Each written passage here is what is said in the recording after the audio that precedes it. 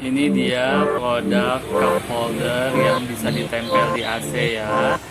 Kita akan unboxing seperti apa sih cara penggunaannya. Ini dia. Oke. Terus ini dia. Kita buka ya.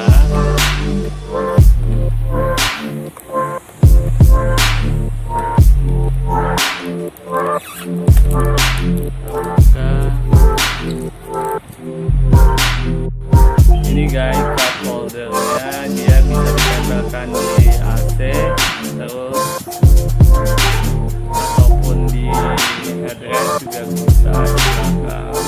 Ini bagian belakangnya seperti ini, dia akan ditempelkan pada bagian AC ya.